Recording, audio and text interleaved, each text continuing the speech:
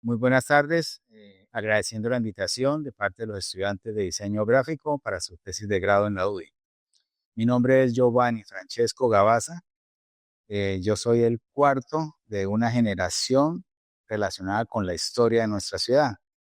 ¿A qué viene esa relación? Mi bisabuelo, Quintilio Gavazza Mibelli, fue el primer fotógrafo en Bucaramanga en tener un estudio y un laboratorio. No es el primer fotógrafo que hubo en la ciudad. Antes de él, muchos extranjeros pasaron y tomaron fotos.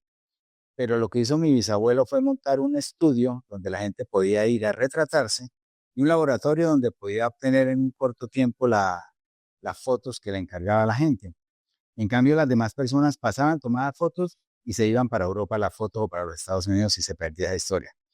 Entonces, gran parte de la historia de nuestra ciudad, Bucaramanga, es gracias a ese estudio y laboratorio que tuvo mi bisabuelo. Él falleció en el año de 1922 y mi abuelo Rafael Gavazza Villamizar continuó con la fotografía hasta el año de 1958. Esa es la historia de nuestra ciudad. Hacemos mucha referencia al bisabuelo, pero vale la pena notar que Rafael Gavazza, su hijo, fue el fotógrafo de 1922 a 1958. ¿Y en qué parte de la historia entra mi papá, Edmundo Gavazza Villamizar? Entra en la historia que él fue el encargado de recuperar todo el archivo fotográfico de Gavazza. ¿Y por qué recuperar el archivo de Gavazza si nuestra familia eran los fotógrafos? Porque gran parte del material se le daba a quien mandaba hacer la fotografía. La pareja de novios se le entregaba su foto y se iba a la foto. Los de comandantes del ejército, los gobernantes, o sea, quien iba a tomar la fotografía se le entregaba su foto y nosotros no conservábamos archivo. Entonces, en el año de 1982, mi señor padre Edmundo Baeza, con el apoyo del fotógrafo Saúl Mesa, decidieron hacer esa recopilación de fotos para hacer un álbum un libro que se llama Fotografía Italiana de Quintilio Gavazza. Fue tanta la información que se recuperó, tantas las imágenes que se recogieron, que dio para hacer 3 libros casi consecutivamente. El segundo fue Reminiscencias del Comercio Bumangués y el tercero fue la historia del Club del Comercio de Bucaramanga, y ahí hay una relación fuerte con mi bisabuelo. Pero mi papá tuvo tanta acogida en sus libros de historia que llegó a realizar 23 libros estando en vida.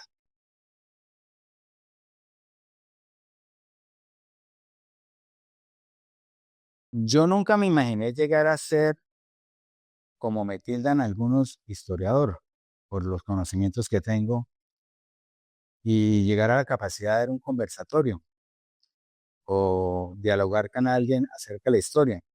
Todo se originó cuando, para el quinto libro de mi papá, el de los alcaldes, eh, él decidió pedirme el favor que colaborara con la diagramación, es decir, con el diseño del libro para llevarlo a la imprenta. Y yo decidí, sin conocer, sin haber estudiado, cuando eso era el PageMaker, decidí con el PageMaker cacharrear y aprender a hacer libros. Y le hice su primer libro, el de Bucaramanga y sus alcaldes. Fue un desastre. Realmente al nivel que alcanzamos a llegar en estos momentos, el primer libro no tuvo la calidad que tuvimos en los últimos libros, pero aprendimos con el PageMaker y yo simplemente me volví, digamos, como su mano derecha en la elaboración de los libros. Y así fue desde ese entonces hasta el último libro de la historia del Club Campestre.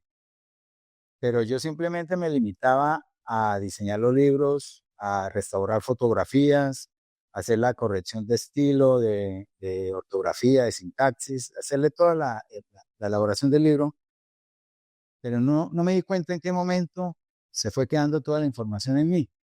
A raíz de su fallecimiento el 28 de junio del 2022, me nació ese deseo de seguir sus pasos y de dar conversatorios y hablar de historia, llegando a mucha gente a decirme que se sorprendía de todo lo que yo sabía, pero yo no me di cuenta a qué hora lo aprendí.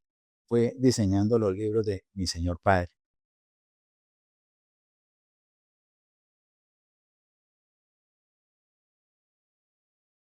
Hay anotaciones de Quintilio Baasa Mibelli, el italiano, de que era un señor muy serio, que el cual no expresaba ni una sonrisa. Y decían que él tenía esa necesidad porque él necesitaba que la gente quedara quieta en las fotos. Entonces, la imagen que tenía la gente cuando se iba a tomar una foto, que cuidado porque el señor era muy regañón, muy serio y muy mal geniado, pero era porque la película, la velocidad de las películas no era la que conocemos hoy en día, que en un segundo sacamos una foto, sino era quietos y era primero hacer el enfoque y después destapar y tapar, y si había un movimiento se dañaba todo, y como había el proceso de revelar, uno no sabía inmediatamente si la foto quedó buena o no. Entonces, la imagen de Quintilo Gabás es que era un señor demasiado serio que no expresaba una sonrisa, pero su fin era que la foto saliera bien. Por eso nosotros encontrar una foto Gabasa donde la gente sonríe es difícil, porque era todo el mundo serio, ¿no? Y vemos un par de señoritas y están totalmente serias. Una foto Gabasa con sonrisas es difícil. Eh, Mi abuelo Rafael Gabasa Villamizar tuvo que afrontar una misión muy grande, muy responsable, porque en el año de 1922, cuando murió su padre, él tenía hermanos menores. Entonces mi abuelo se encargó de terminar la educación escolar y de profesional de sus hermanos. Entonces a mi abuelo le tocó criar a sus hermanos. Y después de eso fue el que tuvo más hijos y le tocó criar a sus hijos. Entonces mi abuelo tuvo la responsabilidad, uno, de seguir con la fotografía, dos, de industrializar la fábrica de pastas y tres, de encargarse de la educación de 10 personas, cuatro hermanos y seis hijos. Entonces fue una persona que hizo bastante, que hizo mucho, pero que se enfocó a eso, a la educación, el mantener la familia que dejó su papá y después la familia que él tuvo.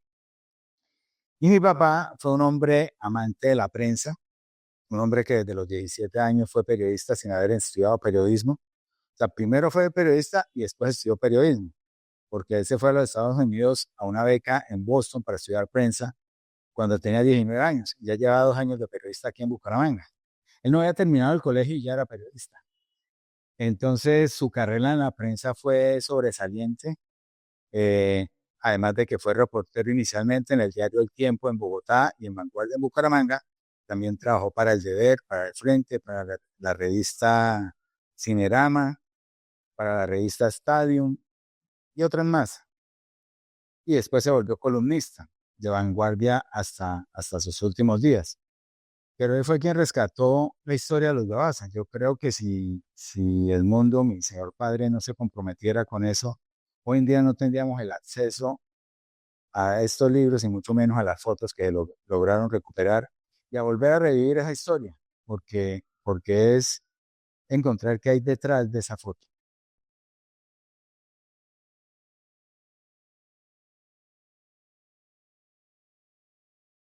De algo que yo me doy cuenta es que esto nunca se termina, no tiene un punto final porque estudiando fotos que ya han salido en los libros, que ya se han expuesto inclusive en salas abiertas en la calle. Hemos encontrado, digamos, fotos Gabasa que no habían reconocido, que desafortunadamente para algunas publicaciones las cortan, les quitan el nombre Gabasa.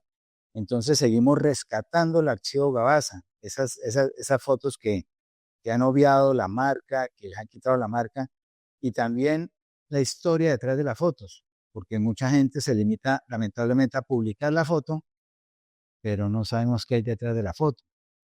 Algo que nos pasó, digamos, con unas fotos de la Escuela de Bellas Artes que se han publicado en libros y en exposiciones, eh, reconociendo lo que es el telón de los Gabasa, de las mesas y el escenario de los Gabasa, se pudo decir, pude yo descifrar que fueron hechos en los estudios Gabasa. Es decir, en esa época el fotógrafo no iba con la cámara a tomar las fotos.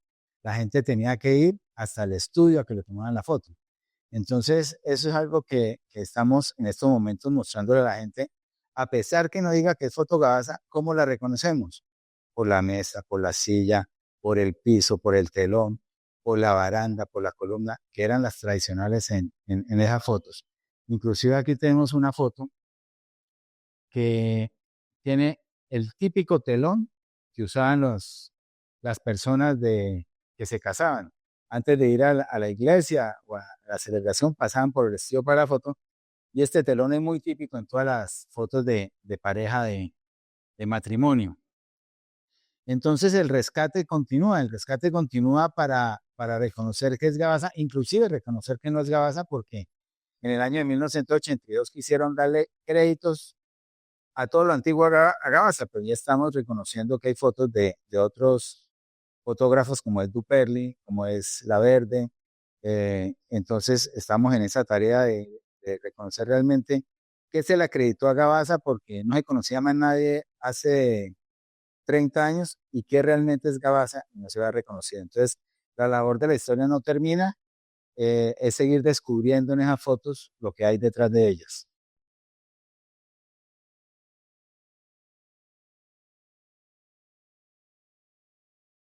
Algo importante es que debemos acceder a todos los libros que sacan con Foto Gabasa. O sea, ese ha sido mi propósito desde el fallecimiento de mi padre, además de que yo heredé de él una gran cantidad de libros. He estado empecinando a conseguir todos los libros relacionados con Foto Gabasa para velar, primero, que se respete la foto, segundo, que realmente se haga y tercero, que realmente se esté hablando del trasfondo de esa foto. Es increíble, estamos hablando de hace 2 años y medio y alrededor de 5 o 6 libros han salido. O sea, es bastante la gente que usa la foto Gabasa. Entonces nosotros lo que buscamos es que respeten esos derechos. Hasta el momento no las han cortado, que es lo que a uno le da tristeza, que le quitan la firma de Gabasa. Lamentablemente en las redes sí hacen eso, o cogen fotos de Gabasa, le quitan la firma, las manipulan, las colorean y bueno, eso es imposible de controlar. Pero lo que estamos haciendo es velando con que se respete la foto original y la firma. Yo en mi perfil, lo que primero que hago es publicarla en su estado natural, no las arreglo, que por qué, que tenía una parte desenfocada, que por qué no la arregló, no. Yo publico la foto en su estado original, no le hago nada. Al mes, para aprovechar material, la publico con color, pero muy tenuemente. No busco que se dañe mm, la realidad de la foto, ponerle colores que no existían en la época, entonces muy tenuamente, como la Sagrada Familia, que tiene un color tenue, y luego se publica, digamos, un paneo, un video, porque la foto, al detallar cada parte de la foto, se ve diferente. Eso es lo que pasa con Foto Gabasa. Dentro de los proyectos que tenemos es volver a sacar el primer libro, que es del año 1982, Fotografía Italiana de Quintilo Gabasa, que el libro sacó las fotos en su tamaño natural. Cuando eso, la foto era de este tamaño y así salía en el libro, no se buscaba, no se contaba, digamos, con los avances tecnológicos para coger y ampliarle y todo eso, sino la foto tal cual salía. Lo que nos hemos dado cuenta en las exposiciones que se hacen es que la foto tiene detalles que se pierden en su estado natural. Entonces lo que vamos a buscar con el segundo libro es sacar las fotos a una escala del 400% para que la gente aprecie diferente. Algo particular que pasa en una foto Gabasa que salió en este estado es que la gente no alcanzaba a decir lo que decía en la parte de arriba del edificio. Ya mi papá hizo una ampliación como al 600, 700% y dice fábrica de fideos la italiana. Entonces se pudo deducir que, claro, la fábrica de pastas inició donde era la fotografía, pero al tener la foto en su estado natural se pierde información. Entonces lo que queremos hacer es sacar un libro con la foto más ampliada para aprovechar el detalle de cada foto y descubrir nuevas cosas dentro de la misma foto.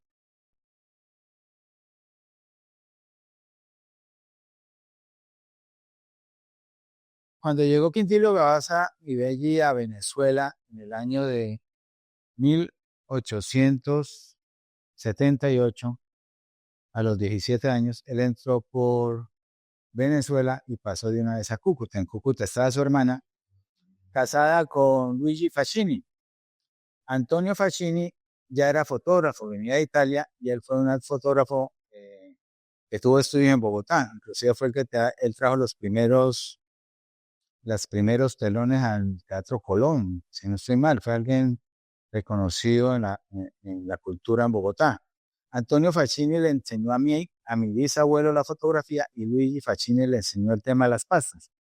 Entonces, mi bisabuelo decidió seguir bajando y llegar a Pamplona para buscar dónde montar empresa. En Pamplona fue su primer estudio y él decidió dedicarse a eso, a las pastas y a la fotografía, a vivir de eso. Allá conoció a su esposa, pero él vio que Pamplona no estaba suficiente gente para su negocio y decidió venir a Bucaramanga. Bucaramanga era una ciudad emergente en la economía y aquí fue donde tuvo éxito en su negocio de la fotografía. Inicialmente fotografía y ya después junto con las pastas. Entonces todo fue un tema del modus vivendi, de qué me voy a dedicar, de qué voy a vivir. Ya para la época mi señor padre no se dedicaba a eso. Él, además de, ya había dejado de ser periodista de profesión, ahora era columnista por vocación y él se dedicaba a los negocios, él era comerciante y el tema de los libros le nació como un hobby, como un amor por sacar a la luz pública la importancia de sus ancestros y con respecto a la historia de la ciudad. Entonces decir que él buscó el hecho de los libros como algo lucrativo de qué vivir es imposible. Es imposible porque él se dedicaba a regalar sus libros. Lógico, hubo libros que salieron por contratos, como el de la alcaldía, el de la gobernación, el de la CMB, pero lo que hacía era cumplir con el contrato y entregar todas las unidades. Pero el tema de vivir de los libros, no, era un hobby, era una pasión y era un amor por los libros.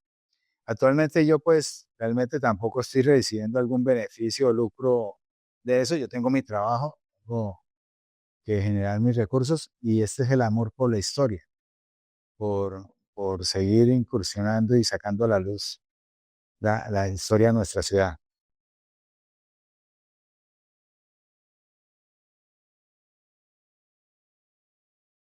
Las calles empedradas. Cuando nosotros vemos las fotos del inicio de nuestra ciudad, estamos hablando del año 1890, eran las calles empedradas, cuando no existía el servicio de acueducto y mucho menos de alcantarillado. El alcantarillado para agua lluvias era el canal por medio de la calle, las calles tenían una pendiente hacia el centro y por el centro corrían las aguas lluvias y eran empedradas. ¿Por qué eran empedradas? Porque era el paso de animales inicialmente, después de algunos vehículos, no muchos, pero las calles de Bucaramanga nacieron para los animales. Igualmente el sistema de acueducto era a través del aguatero o del acueducto de las tres Bs, el burro, barril y bobo, que era el señor que iba casa por casa vendiendo agua en barriles, y cada casa tenía su pozo séptico. Entonces, esa es la marca del nacimiento de nuestra ciudad, las calles empedradas.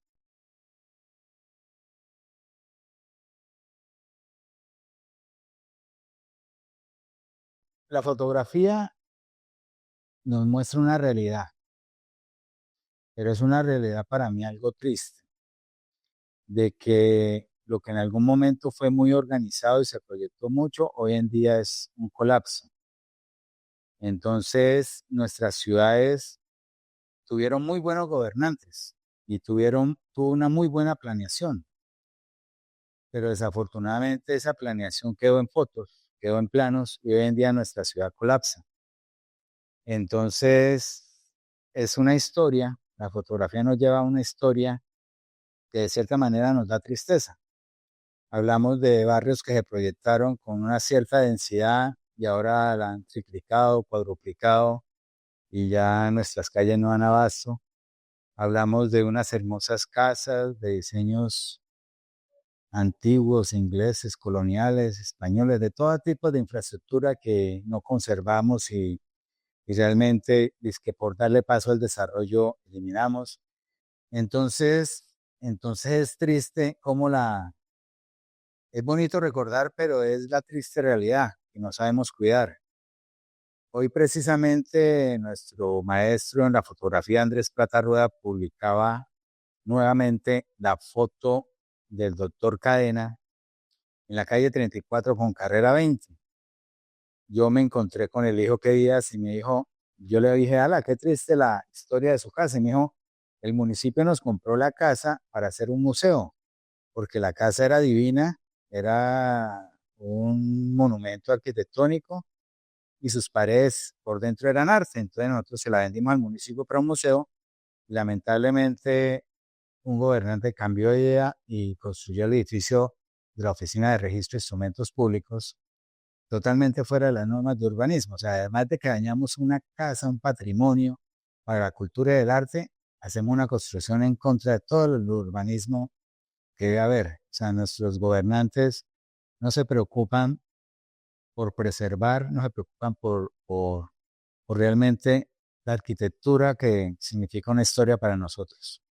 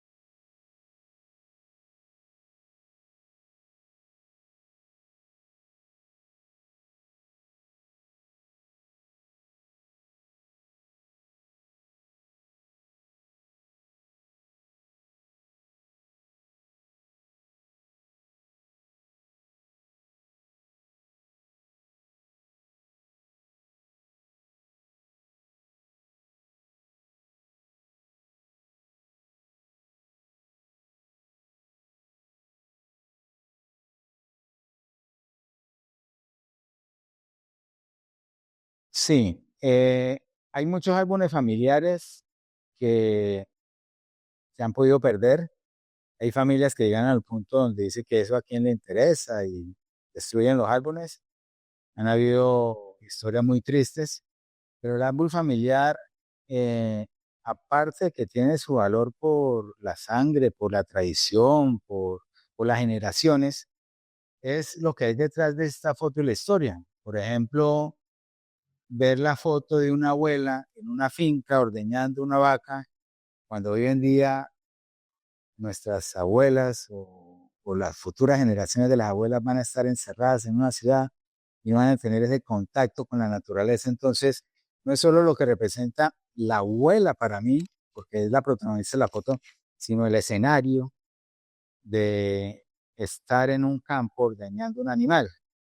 Transmite una época de paz, de tranquilidad, de contacto con la naturaleza. Entonces no es desechar la foto porque en la familia no nos interesa, o nadie quiere guardar la foto de la tía, del primo, del hermano, sino qué es lo que está transmitiendo esa foto. De pronto una foto de algún tío de pequeño al lado de un carro de los años 60, pero es que el tío murió y todo eso, pero lo que transmite es la época de los años 60, poderse tomar una foto en esa calle que hoy en día es intransitable. Entonces, es realmente reconocer lo que toda foto debe transmitir algo. Entonces no es desecharla en el sentido de que en la familia no haya un interés de quien quiera conservarla, sino de lo que a futuro va a transmitir para las nuevas generaciones.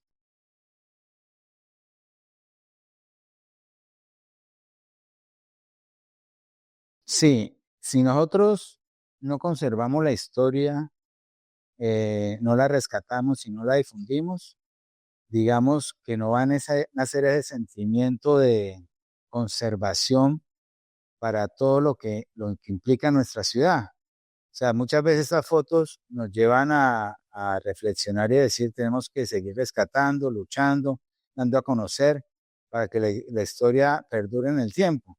Pero si no lo hacemos, probablemente va a llegar una generación donde se desconecte totalmente y ya la historia no exista, no vaya, no esté para nadie.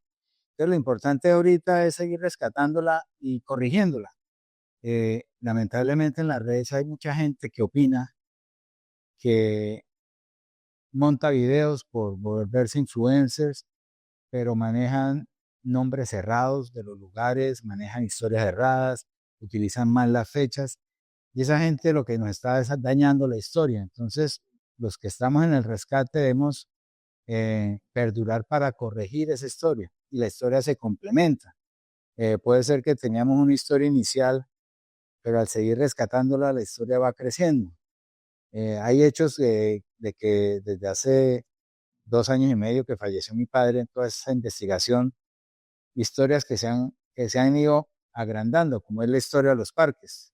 Teníamos varias referencias, pero a medida que damos los conversatorios, la historia se va corrigiendo y va creciendo. Entonces eso es importante para que nuestra ciudad tenga un pasado realmente definido, cada vez más completo, y para generar ese sentido de permanencia y cuidado por lo que hay todavía. Todavía hay, digamos, cosas por rescatar. Lamentablemente muchos monumentos se lo han robado, muchos bustos están desaparecidos, pero hay muchos lugares que hay que preservar y buscar cómo conservar, como es el edificio del primer, no fue el primer terminal, sino la primera torre del aeropuerto Gómez Niño, que hoy en día hay unas oficinas del tránsito ahí y pues no tiene sentido, debería ser un centro de exposición de la historia de la aviación.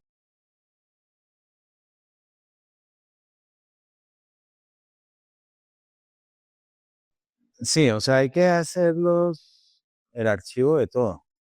Digitalizarla es por seguridad de que uno no sabe en qué momento te pierdan. Hay muchas fotos digitalizadas, eso es importante. Conservarla en su estado natural porque es una pieza de museo para mí. Inclusive si se tienen los negativos, conservarlos también, porque son elementos que hacen parte de la historia. Alguien me preguntaba en algún momento que si una foto era original o no era original. Yo le dije, lo único original es el negativo, porque yo puedo tener el negativo y sacar infinidad de copias. Eh, entonces el tema es que los originales en la historia de la fotografía son los que están en esos papeles antiguos, con esos desgastes, con toda la forma antigua en que se hacía.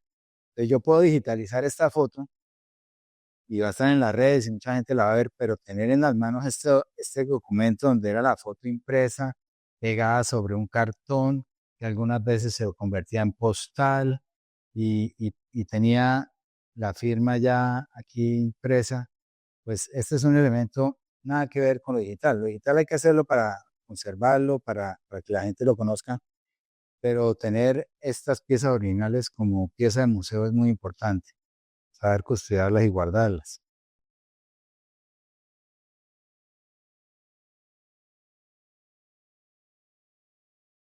Uy,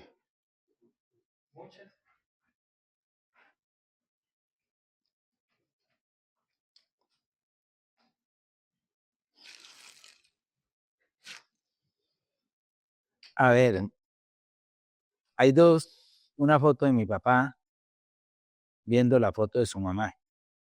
Es una foto muy linda, sale simplemente su rostro y él sosteniendo la foto. Una foto muy bella, que a lo mejor se la tomó uno de sus hermanos. Entonces para mí transmite mucho esa foto. Mi papá observando la foto de su mamá, una foto antigua, lógicamente, una foto de la época de Foto Gabás. Entonces es una imagen muy bella. Yo no he publicado, pero yo creo que es de lo más lindo que he visto.